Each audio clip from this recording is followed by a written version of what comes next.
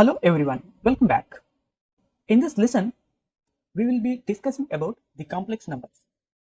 A complex number is a number that consists of the real and imaginary parts. Let us look at the help on the complex number with the help and directory methods. Here we can see the detailed explanation on complex numbers with the help method. So it consists of real and the imaginary parts. The imaginary part will be multiplied with the j.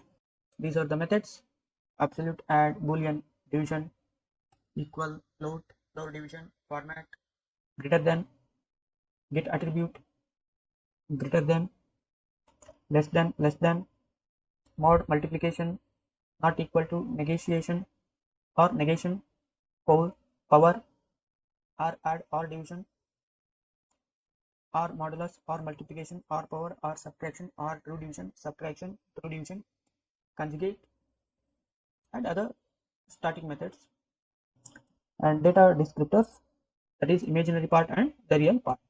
Let us see the total number of attributes and methods in the form of a list, and counting the total number of attributes and methods using the length function. There are 49 less than the floating point value and the integer value. Let us begin with the complex numbers basics. So here we have a complex number without the complex constructor, 2 plus 3j. Notice that the interpreter will wrap the number with the parentheses, means the complex number will be displayed within the parentheses to denote that it is a complex number. You can also use the complex constructor to create the complex number. Takes the real and the imaginary parts. As we have seen, real and the imaginary part. If you do not provide any real and imaginary part, by default they will be assigned as 0. We can get the real and imaginary part using the real and the imaginary data descriptors, as we have seen in the help section. Let us apply some of the methods. Let us apply the absolute method, which returns the absolute value of the complex number. Absolute value will be the square root of the real part plus the imaginary part plus the means under the square of the real part plus the square of the imaginary part, and taking the square root on this square of the real part and the square of the imaginary part will result an absolute value. Next we have the add method. This method will add the left operand, that is cell, with the value provided. So value here is nothing but, once again, the second complex number. Z means the cell acts as an first complex number and value acts as an second complex number or value. So Z is nothing but cell, means the first complex number acts as the self value and second complex number acts as an value, Z plus R. So Z is nothing but 2 plus 3j, the R is nothing but 6 plus 3 plus 6j. The real parts are added separately and the imaginary parts are added separately. 2 plus 3 is nothing but 5, and 3, the imaginary part, 3j plus 6j is nothing but 9j. Let us apply the boolean method on this complex number. It returns true if the number is complex, otherwise false. Let us apply in the complex number z. We got true because it is the complex number. We can get the documentation of the complex number with the underscore dot underscore. So here is the simplest documentation what we have seen in the help section. Next we have the true division method. This true division method is like the division using the complex conjugate. We know how to divide one complex number with the another complex number. We will take the complex conjugate of the denominator and then multiply with the original complex number, means the ratio of the original complex number. Here we can see If we consider 1 plus 4j as the x and 1 plus 2j as the y, here you can see x divided by y, and the complex conjugate of the y will be multiplied. So it should be read as x divided by y, and complex conjugate of the y has been multiplied with the complex number. So this is the normal mathematical operation with the complex numbers. So look at here, the result x divided by y multiplied with the complex conjugate of the denominator.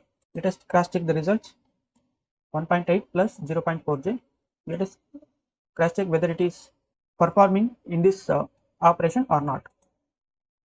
The result is same. Next we have the conjugate method. This method will return the complex conjugate of the original complex number. If we look at the different attributes, absolute, we have seen how to get the absolute value for the floating point values and also for the complex number. Next we have add. This method is similar to like the floating point values. It will add the imaginary part and the real part separately if we use two complex numbers. And we have seen Boolean expression, means the method to check whether the number is Boolean or not with the floating point values and also with the complex number.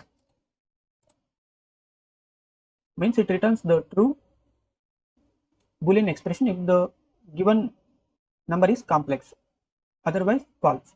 We have seen directory and division. We have seen for the floating point value. It similarly works for the complex number as well. Equal, it similarly works for the complex number. If the left complex number is equal to the right complex number, then it results true, otherwise false. Float, it will convert the complex number to a floating point value. And then floor division, it will perform the floor division with the self and the value provided, means the left operand with the right operand. Next we have greater than. It results true if the left operand is greater than or equal to the right operand. Next we have greater than. It results true only if the left operand is greater than the right operand. Next we have less than or equal to. It compares both the left complex number and the right complex numbers. If the left complex number is less than or equal to the right complex number, then it results true, otherwise false. Next we have less than.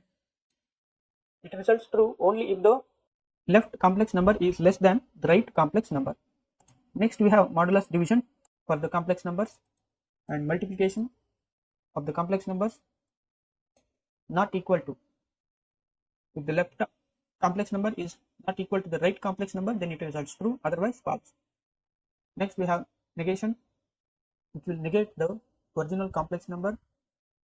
Then power. The first complex number will be powered with the help of the next complex number, means the second complex number. Next we have or add. Or add means the right complex number must be an complex number. And or division, modulus method, and or modulus method, or multiplication method, or power method, or subtraction method, or true division method. And just now we have seen the subtraction, which subtracts the first complex number with the second complex number. And true division will perform the true division operation of the complex number, two complex numbers, and conjugate will return the complex conjugate, and finally real and imaginary parts. I hope you got the complete idea on the numbers in this section. In the upcoming sections, we will see the different types of data structures. Thanks for watching this lesson. See you inside the next lesson.